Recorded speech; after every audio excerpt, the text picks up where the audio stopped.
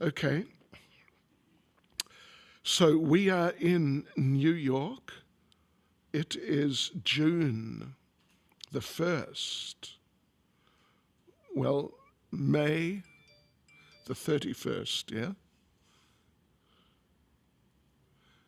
Yeah, May the 31st, going over into June the 1st.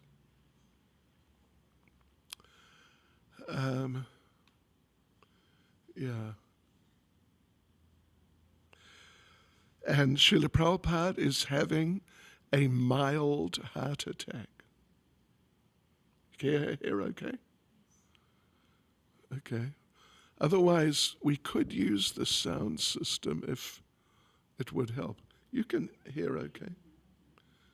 All right.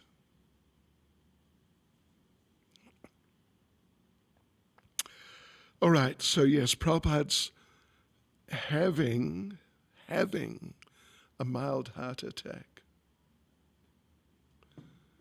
Thank you. A mild heart attack. But nonetheless, well, I don't know if there really is a mild heart attack. If this is mild, because Prabhupada was, it was really not good.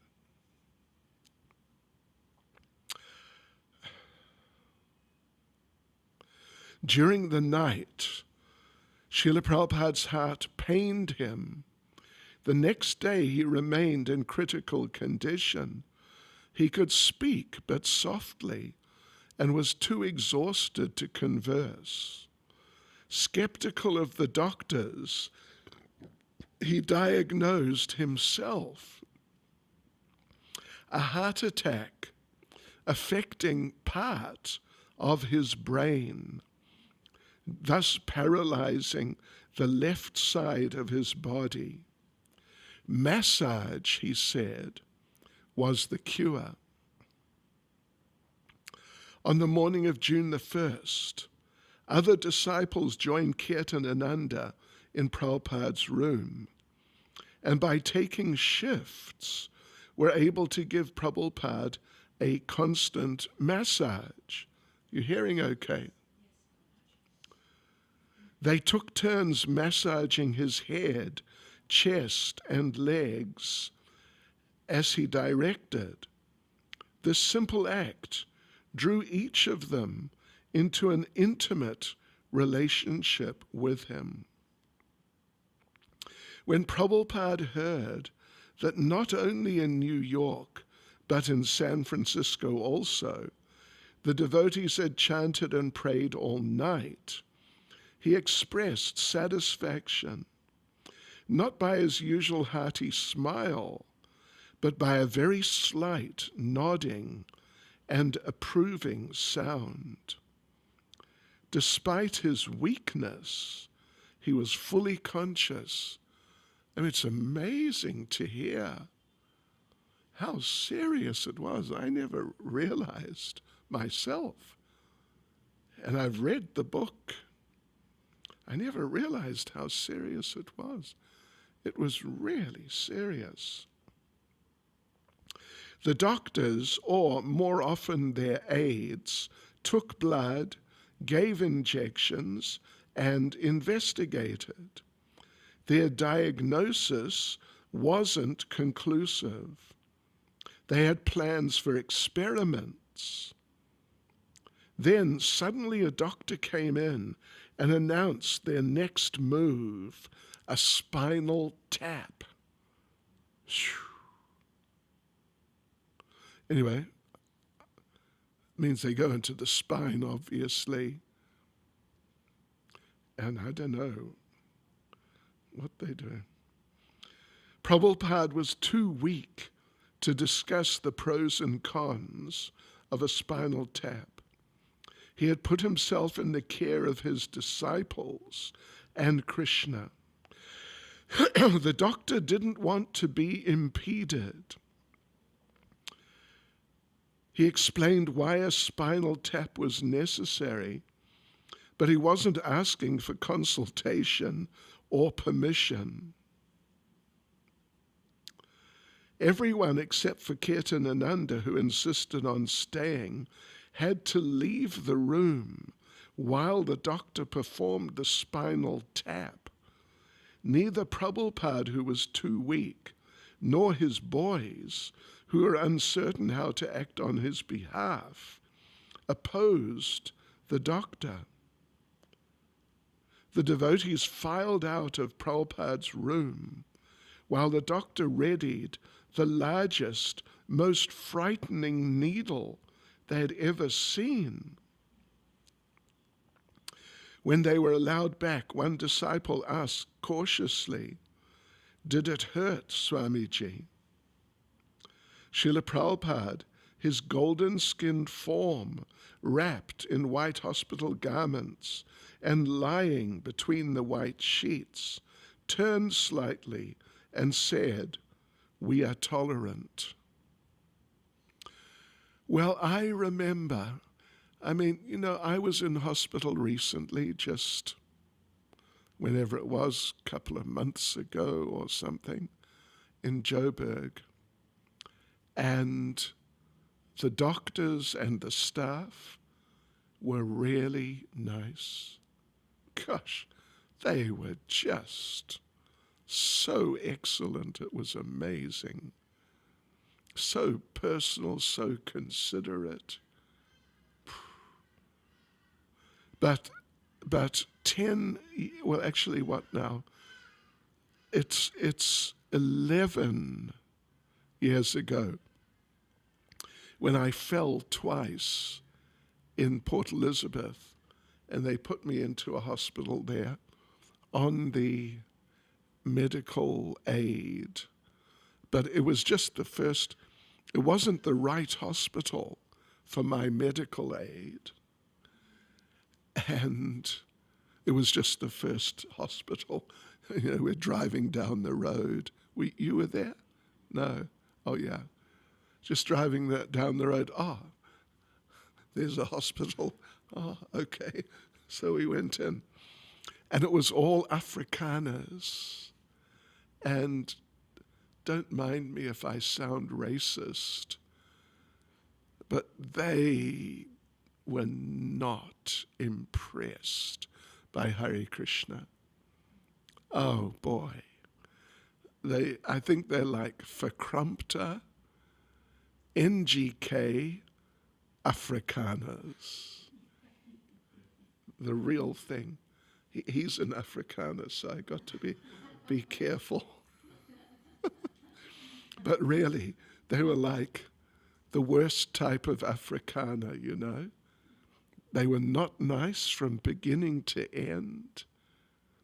They didn't give me the right treatment. They did not. They really did not. And we only found out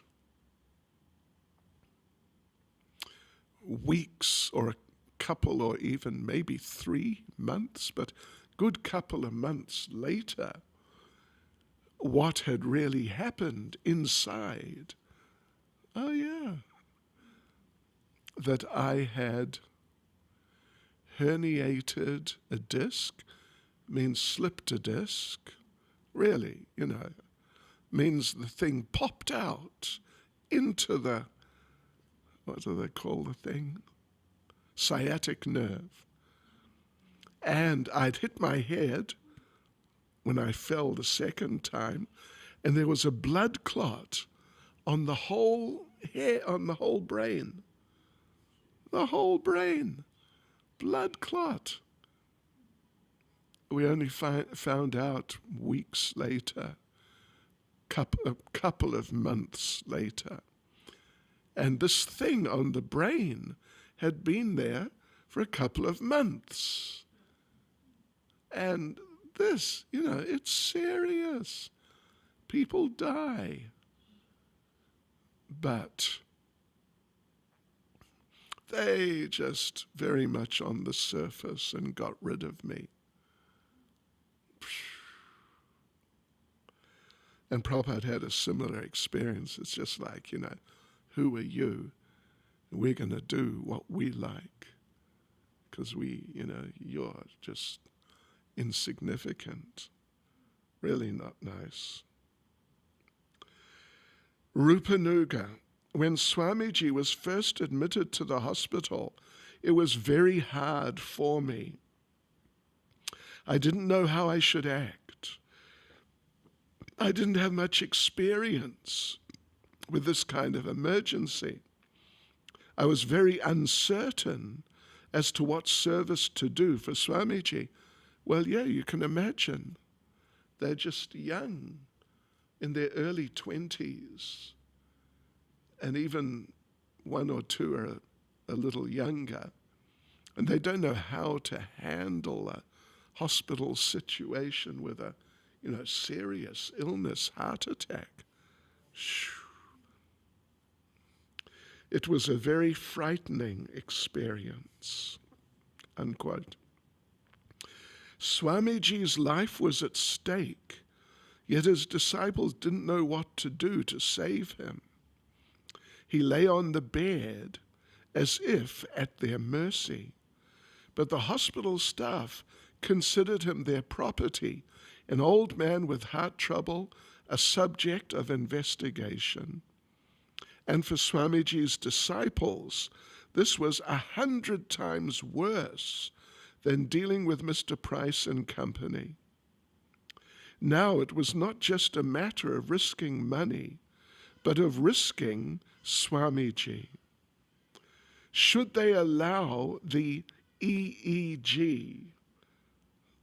I think they're talking about an ECG. It's just, they put the things on your chest and back maybe. What was an EEG? Was an operation necessary? An operation? But Swamiji had said that he should never even be brought to a hospital. Give me a massage was all he had said, and chant Hare Krishna. Anyway, let me just drink a little milk.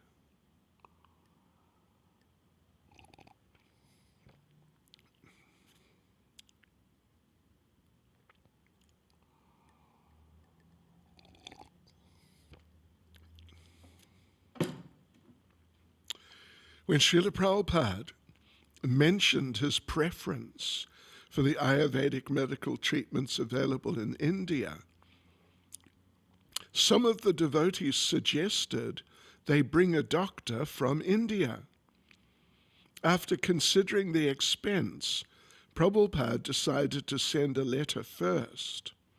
Unable to sit up or write, he slowly dictated a letter to Sri Krishna Pandit, who had given him quarters for several years in his temple in Delhi. Satsvarup read it back to Prabhupada and then typed it right there in Prabhupada's hospital room. So this is the letter. Whoa, it's a real letter.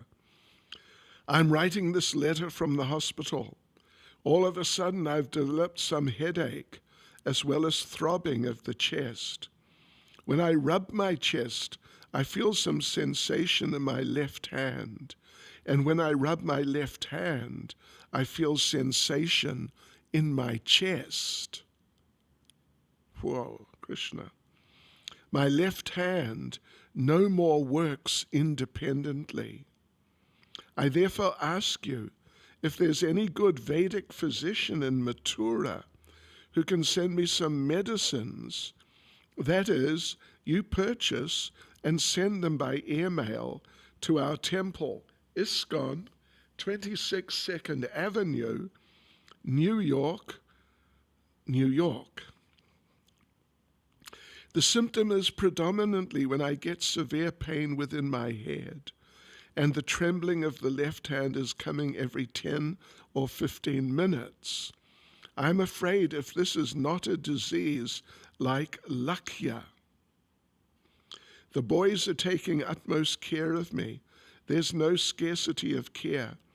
But still, after all, this body is subject to death. I came here with a great mission to execute my spiritual master's order, but my heart is stabbing me. Of course, I'm not afraid of Maya. I know Maya cannot touch me. But still, if I die in this condition, my mission will remain unfulfilled. Please therefore pray to Prabhu, Lord Chaitanya, and Vrindavan Bihar to rescue me this time. My mission is still not finished. I wish to live for a few more days. They're prepared to call an experienced Ayurvedic physician who treats such diseases, but I've not allowed the boys. But if necessary, if you can give me an expert physician who can travel here, we can send necessary money for his coming here or arrange for air ticket. You can consult the man in charge of Dhaka Shakti. At last I may inform you that I'm inclined toward Ayurvedic treatment. You can consult the Ayurvedic physician in Vrindavan, who's a Gaudiya Vaishnav. He knows me very well. He sells my books also. 2 things are to be done if it's possible. To send me proper medicines and directions, that will be nice. But if I require to return, that also I can do. Please try to reply as soon as possible in English, because my students cannot read Hindi. So long as I'm in bed, it's not possible to read letters. You can treat this letter very urgently. Consult necessary physicians and let me know what I'm to do. In Mathura, there are undoubtedly many Ayurvedic physicians and many quacks also. Try to avoid the quacks. I would have returned to India immediately, but the doctors say it is risky. If need be, I shall return as soon as I get strength to take the strain of the journey. I repeat my symptoms so that you can take necessary care. All of a sudden, I developed some throbbing between the heart and stomach about 4 days ago. I was so exhausted. It was like fainting. Then I consulted a doctor who came and gave me medicine, but it was of no good effect. Therefore, my students at once transferred me to the hospital, where they're spending more or less 400 rupees daily. There's no question of neglect. All scientific treatment is going on, but I think Ayurvedic medicine will be proper. Therefore, I request you to take immediate steps and reply me. I hope this letter will convince you the actual position. While reading this letter, you may consult some friend who knows English very well, so that he'll read it correctly and reply correctly. There is no scope for corresponding in Bengali or in Hindi.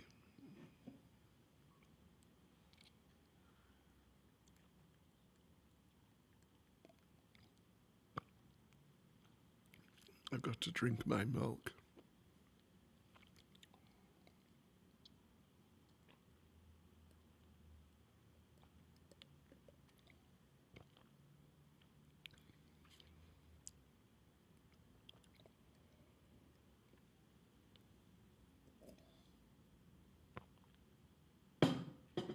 Excuse me.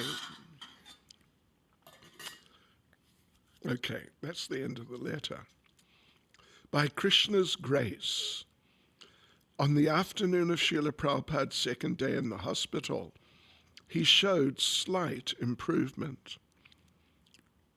His heart was still causing him pain.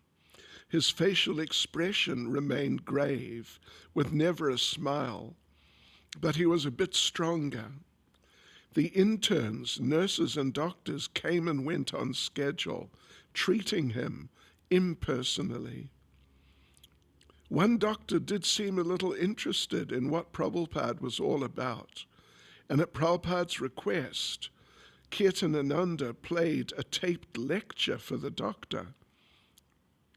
He listened politely, but then said, "It doesn't ring a bell." What? Oh my gosh. The doctor said that he wanted to run a few more tests and that Swamiji might be able to leave after a few weeks if all went well. Srila Prabhupada tried speaking to the doctor, wanting to explain about Krishna. Jadharani had brought 2 of her paintings to the hospital room, one of Radha and Krishna, and the other of the fierce half-lion, half-man incarnation, Lord Nrsimha, tearing apart the demon Hiranyakashipu. Speaking in a very low voice, Prabhupada said that these 2 pictures show how God is many-sided. Here he is in loving exchange. This is Prabhupada speaking. Here he is in his loving exchange. And here also we see that anger comes from Krishna or God.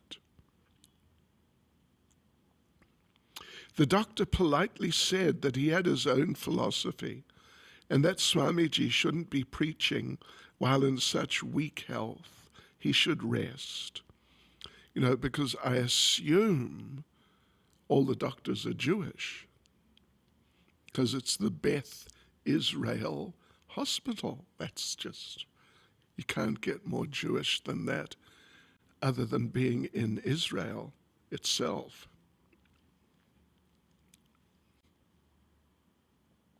Advising the disciples not to allow their guru to speak, the doctor excused himself and continued his rounds. Srila Prabhupada, with a slight improvement, expressed more disapproval of being in the hands of the hospital personnel. They weren't able to do anything, he said. Krishna was in control. If Krishna wants to kill you, then no one can save you. But if Krishna wants to save you, then no one can kill you. Damodar. I was there when a doctor came in to check his reflexes. There was the usual tapping with a little rubber hammer on his knee, that kind of thing. Swamiji was visibly annoyed with this man's coming in and tapping him all over. He was capable of diagnosing and giving the prescription for the cure, and it annoyed him that these men, who obviously didn't know what they were doing, were coming in and interfering with the process of recuperation. Achyutananda, the nurse would always let the door slam, and every time it slammed, Swamiji would wince. He said, "Tell her not to slam the door." She would say, "Okay," and then she would let it slam again. Well, interesting little point. In Bhaktivedanta Manor, I was there when Prabhupada would visit on a number of occasions, well, every time, basically. Prabhupada visited, and Prabhupada's main darshan room was directly under one of the 2 bhakta rooms, in which lived in each room, 10 or several at least, young male, really young, new bhaktas. And when the door the one room on the right, which was more directly over Prabhupada's room, when the door would slam, I was in Prabhupada's darshan room on a few occasions, and I heard it slam. And I knew that Prabhupada doesn't like slamming doors. So we would go and lecture them. You be very careful about the door slamming. And when you walk, don't just sort of stomp over the floor, kind of, very gently. step over the floor, and they'd say, yeah, right. And the next thing you'd hear, because I was just down the hallway, 2 rooms away, next thing you'd hear, slam. Shh. Really? And then we'd go up and say, hey, listen, you know you're not meant to do that. But they just couldn't get it together.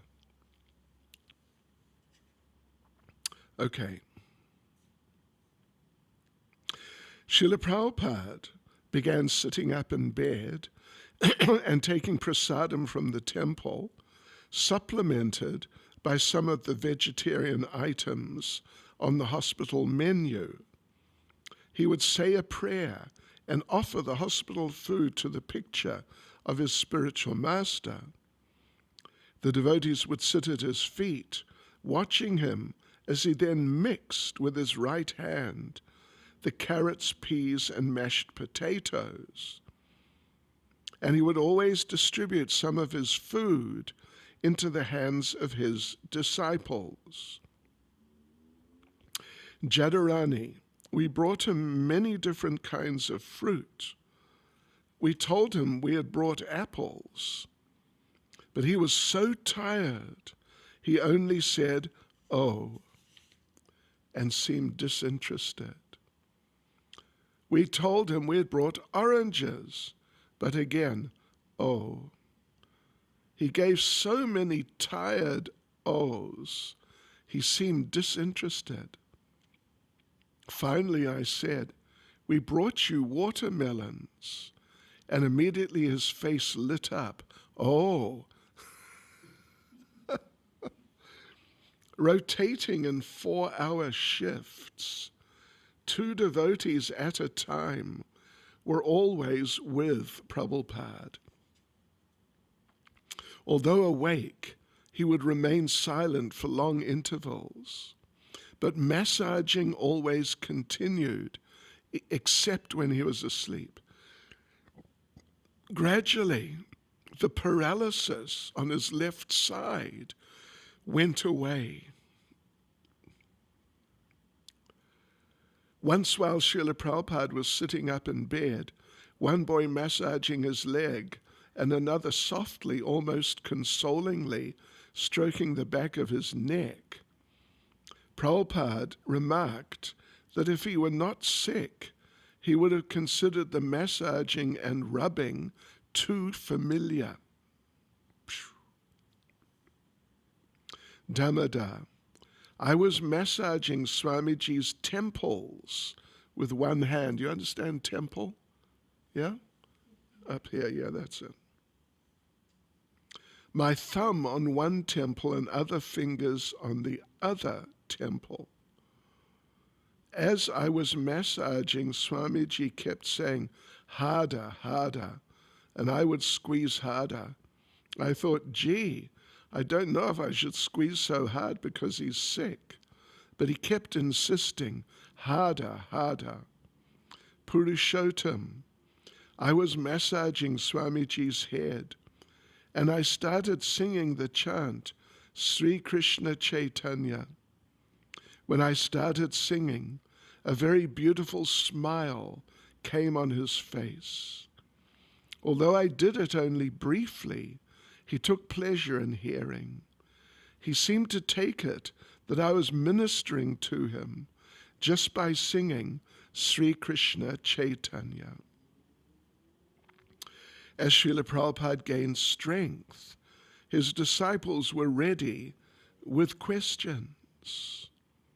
Purushottam asked, Swamiji, in the scriptures, when it describes the lotus feet of Krishna, what does that mean, lotus feet?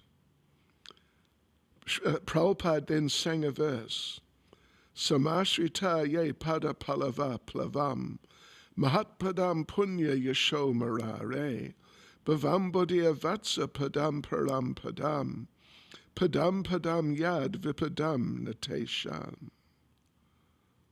Yes, that's, oh, it's Srimad Bhagavatam, is it? Okay. Then he asked the three devotees present to repeat each line after him again and again until they'd learned both the tune and the words. In this verse from Srimad Bhagavatam, Srila Prabhupada explained, sitting up in his bed, the time of death is compared to crossing a vast ocean. It is very fearful. One doesn't know where he will go in the next life. And at every step there's danger in the material world. But for one who's taken shelter at the lotus feet of Krishna, that vast, dangerous ocean of birth and death becomes shrunk up to no more than the impression made in mud by a calf's hoof print. There's danger, but the devotee doesn't care for it. Just like if a gentleman is riding by in a carriage and he passes a small puddle, he considers it insignificant. So do you understand now what lotus feet means? It was clear. Then Purushottam asked another question. Why do people say that God has no name? Srila Prabhupada replied by asking why, since God is everything.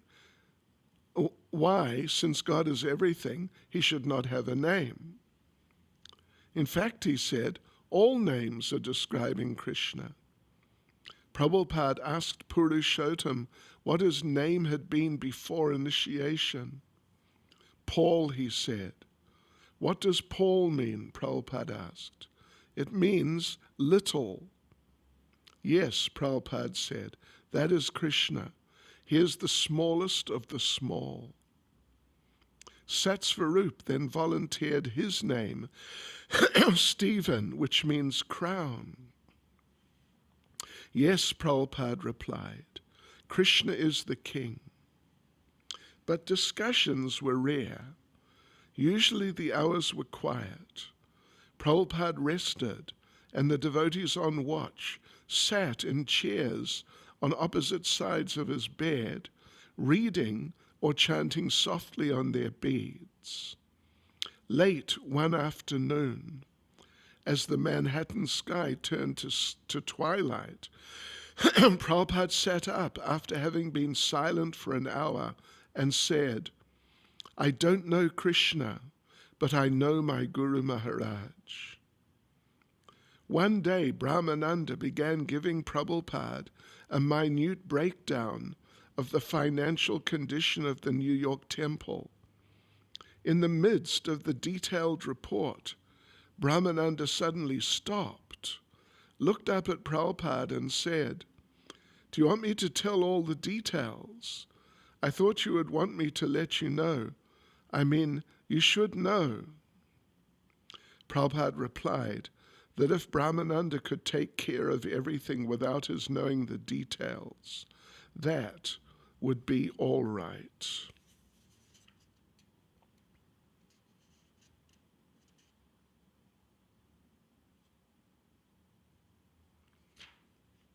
Hare Krishna. Srila Prabhupada ki jai. Ganga Mata is not here, but she's normally the questions person. Any questions or comments?